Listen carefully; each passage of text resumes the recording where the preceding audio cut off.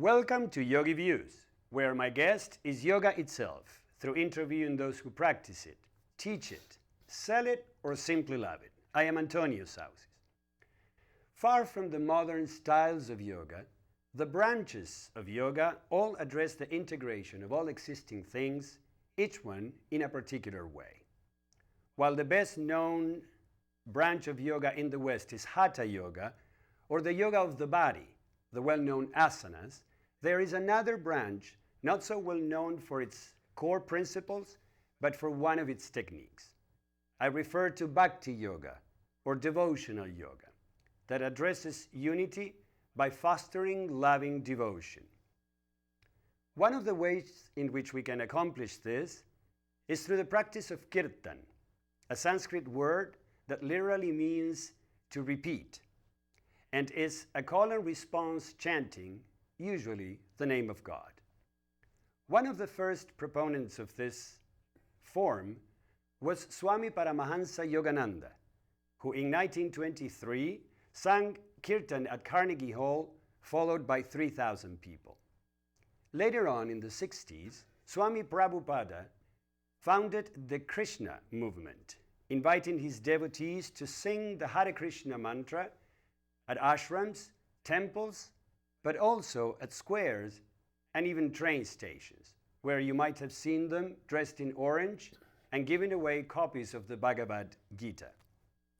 In recent years, the practice of Kirtan has become even more popular, especially in pop yoga culture, being one of its greatest exponents, someone who not only is my neighbor, but also I have here at the studio today, Jai Uttal. Welcome, Jai.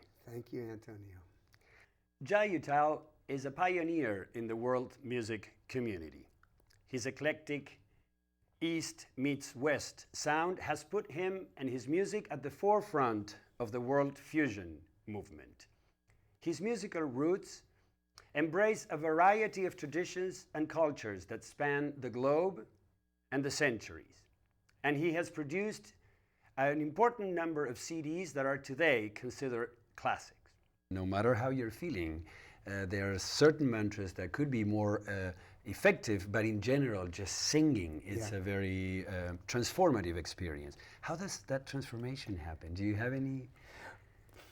Well, again, it's back to some of the things I said before. First of all, just singing. Most of us are so, well, I'm not sure who's going to be watching this show, but I will say that us people who grow up in North America have this set of restrictions and uptightnesses that are very hard to break out of. And, without getting too globally psychological, I would say that we're very, very defended. We don't like people to see our vulnerability, our sensitivity. Why that is, I don't know. We could go into that, but the reality is that it is. Not everyone, but as a culture, we want to be strong. We want to stand on our 2 feet, and we don't want anybody to see our weakness and see our pain. And basically, this is a funny dichotomy where we so much want to be seen for who we are, and at the same time, we so much don't want to be seen for who we are. Well, singing cuts right through that, and I'm not even talking about Indian singing or Kirtan singing. Somehow singing is like, it's a magical thing to do. Other cultures, people sing. You go around India, people sing. My wife is Brazilian, and she sings, and I go to Brazil with her. Everyone sings. Now, I'm not talking about professionally, but singing is, one of the God-given beautiful expressions of human life. Yeah. And somehow in the U.S., there's singers and there's listeners, and most of us are listeners and not singers.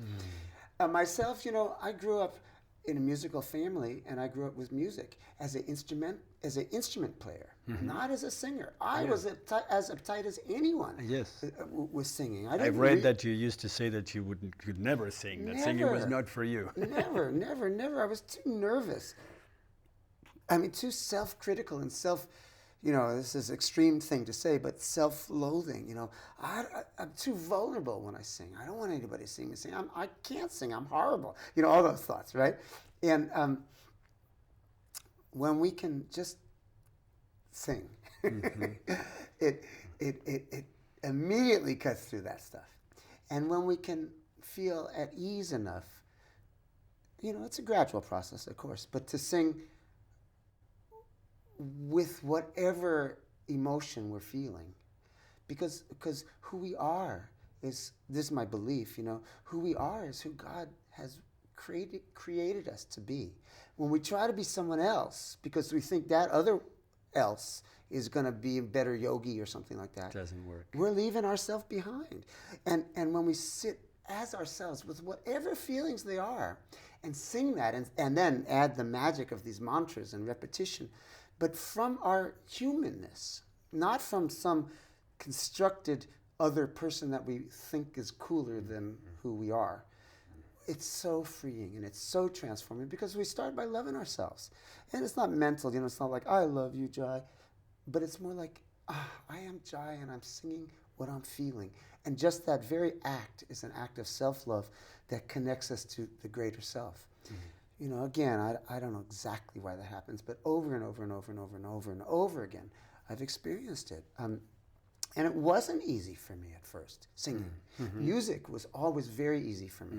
I don't mean like my fingers. I still struggle like with playing my instruments properly. So I don't mean exactly that, but I mean, can I say spiritually or like vibrationally, music was always like a home base, but not singing. I struggled a lot. There was a time when, I don't know, you know, I studied for many, many, many years with Ali Akbar Khan, who died 3 years ago and lived in our neighborhood. And for those who don't know him, he was one of the greatest, greatest, greatest masters of Indian classical music. Yes. And his main thing was sarod, a stringed instrument, which I studied with him. I started in 1969. Well, Ali Akbar Khan insisted that every student of his learn and study and practice singing, Indian vocal music. He said, even the drummers, he said, everyone's got to sing because all music came from the voice. Yeah. And so, you know, we didn't want to. I didn't want to sing. I didn't want to go to singing class. Come on, man. I want to play. I want to, you know. But we went, and it was so beautiful. And I remember, you know, one time practicing, and it was always hard because, like, my voice it was hard, right? Somehow it was easier to find the notes on the instrument than to find it singing. But more than that, I think it was easier to feel comfortable because this music was so beautiful and the vocal music was so feminine in a way. Or it's hard to find the word. It was so heartful and sensitive and delicate. And it was like none of us guys were used to finding that place. So I remember one day I was singing, I was practicing because I was supposed to practice, and I wanted to practice because my teacher asked me to practice. And suddenly I felt this sense of, oh my God, I felt whole. For half a second, I felt whole. Immediately I put down the drone. I went to see if my roommates were there, and I was happy that they weren't. I looked out the window and to see if any of the neighbors were there. They weren't there, so I went back to it. And then the process started. Yeah. Now, you were bringing up something about the North American culture that also moves me to ask you something, because as yoga moved from India to the West, in particular to the United States, somewhere along the lines, it was stripped of the spiritual and mental aspects and was turned into a body discipline, a workout, which is what most people know of yoga these days. Yeah. How do you think that happened? Well, I think it's sort of logical. Our culture, well, I know you're from South America, so I shouldn't say our culture. I say the culture in which I grew up, the culture of the United States, is a culture of ego. And a culture of, you know, what is it? Personal attainment, but I'm trying to remember the phrase, make it on your own. Each person can make it on their own. And, I am number one. Look out for number one. That whole philosophy. And of course, there is a beauty to that, to certain aspects of that philosophy. But also, our culture is extremely goal-oriented. It's success-oriented, and it's extremely external. Success is an external equation. And I don't know, why did that become? I don't know. I can't say. I'm not an anthropologist, but I think all of us would sort of agree to that. And it's also an extremely materialistic culture. Of course, as a result, we probably have the best roads in the world and the best refrigerators, and we can drink water wherever we go, which is all good stuff. But somewhere along the way, spirit got forgotten. So it seemed logical that yoga comes from India, and we use it to become more beautiful, to become more powerful, to become younger, ever younger. Become more healthy, which is also a great thing. I don't know. I just think it's knowing our culture as we do. It seems logical that would happen. Now, what seems to be sort of amazing and super cool is that yoga, even just asanas, seems to contain the ancient wisdom. And so what we see happening, I think is happening, is that the spiritual aspects of yoga are catching up to the physical aspects. Just again, perhaps we could say, just due to Lord Shiva's mercy. Lord Shiva, the progenitor of yoga. Maybe it's his grace that it's just like when you do downward dog 100 times, suddenly you get the feeling of universal consciousness for half a second. I don't know. It's never happened to me doing downward dog. But you know what I mean? It seems like that the spiritual philosophical and heartful components of yoga are catching up to the physical practices. Well, and for if it's not happening naturally for some people, you are an inductor, you are an inducer of this spirituality of yoga through your singing. It's really amazing thing. I feel sometimes I feel so humbled because people ask me, well, is it your mission to spread the joy of God's name through Kirtan? And I had to sit and think about that and realize, well, for better or for worse, I've never had a mission. I never felt like I had a mission. But my mission, if I could say, was somehow to heal my heart. And I found that singing Kirtan was and is the thing. And so gradually I become aware through discussions, thousands of discussions with other people, how that Kirtan is helping heal their hearts too. And I think, oh, wow, thank you, God, for allowing me to be part of that process, not just for my own healing, but for everyone's. And that's like so, it's just so beautiful. And I know that Kirtan, one of the things about Kirtan is you're singing. So it's not, even if your journey is very internal, sound goes out. So you're opening your arms to others, even if you're not really thinking about opening your arms to others. Yes. So it's really, I just feel very lucky. You have been mentioning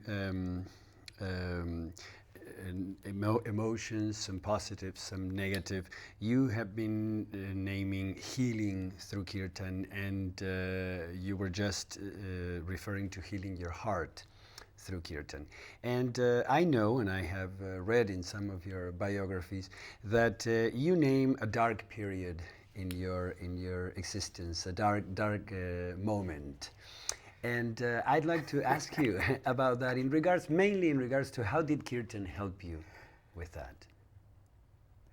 Well, 2 days ago, I woke up in the morning out of a very horrible, dark dream.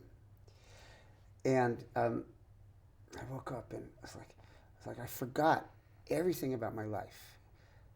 You know, my life right now, you know, there's certainly challenges and struggles, but there's so much beauty. I forgot it, everything, because that dream was so,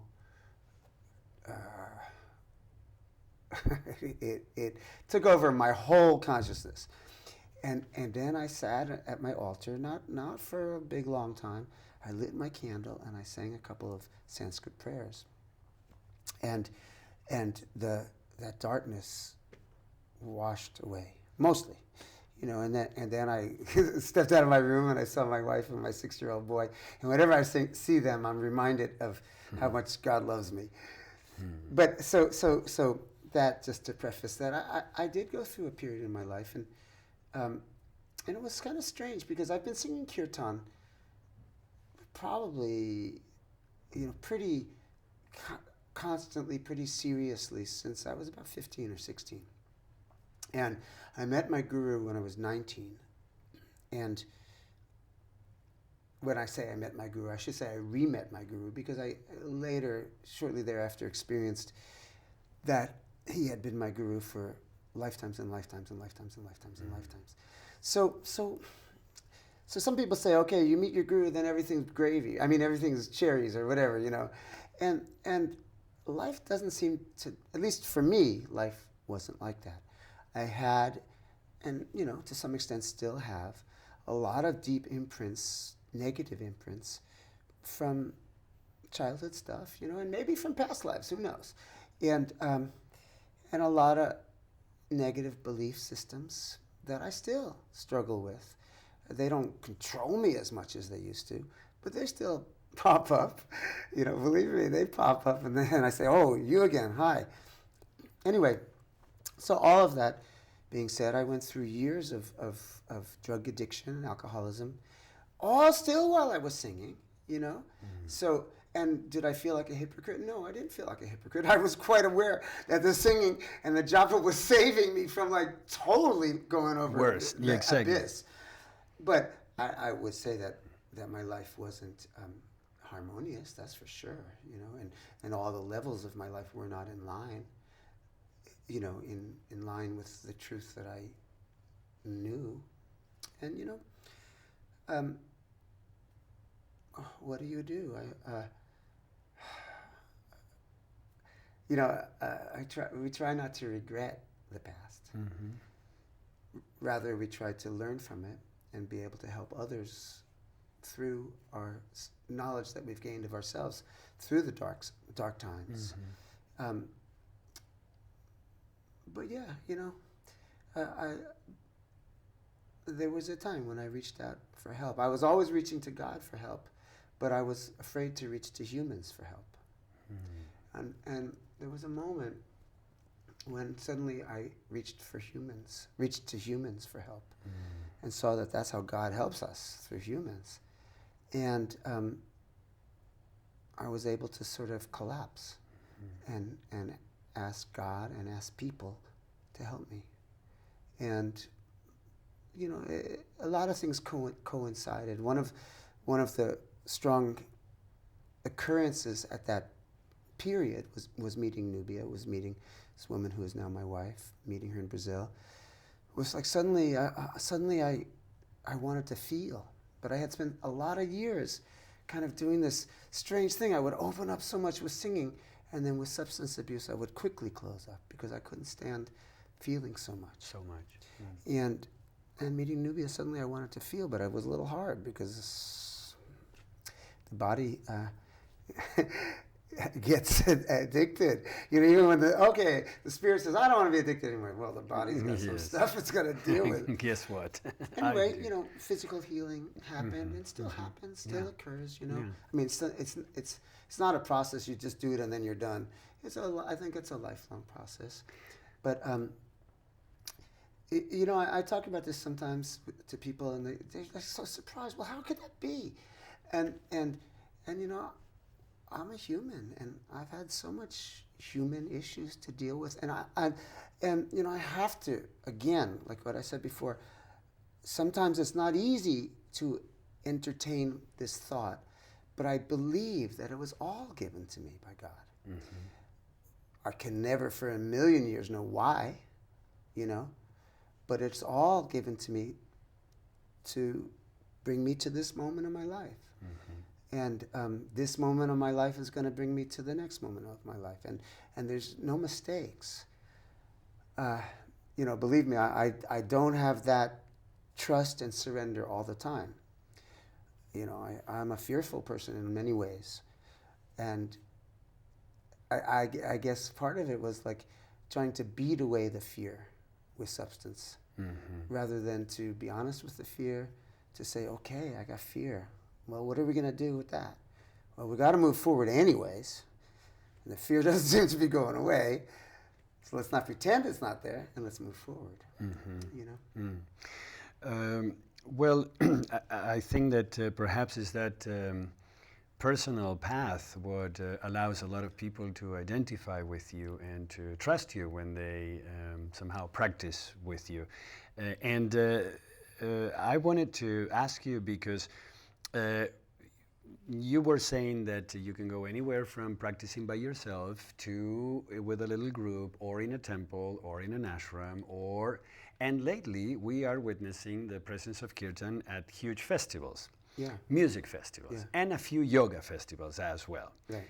Perhaps festivals where people are precisely coming from smoking marijuana or having 2 or 3 drinks, and then next thing they're sitting in a safu singing Kirtan. Does that work? Does it work for them or for me, are you asking? Either or both. Well, I think something works.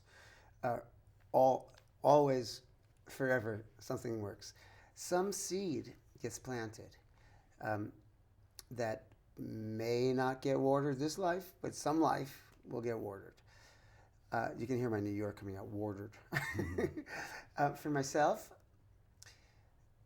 you know, I do Kirtan in so many different environments. And sometimes I just love it. You know, sometimes the experience is so open and free and effortless, and other times it's not. My intention and my practice is to dive into a deeper and deeper and deeper space inside myself, in a realer and a truer space, wherever it is. So sometimes I think, well, my guru has given me these events that I'm uncomfortable with uncomfortable in, to make, you know, to strengthen that muscle of intention. So, you know, I'm a type of person, I like small, it's funny because I like small groups. The career, you know, everything that says success, career, talks about numbers and finances, and like, if you don't have 1,000 people in your audience, you're not there, man. Well, I often have 1,000 or more in my audience, but I have to tell you the truth, I'm much happier when I have 20. And yet, I'm also aware that if I'm always having 20, I can't support my family. So there's many levels, you know.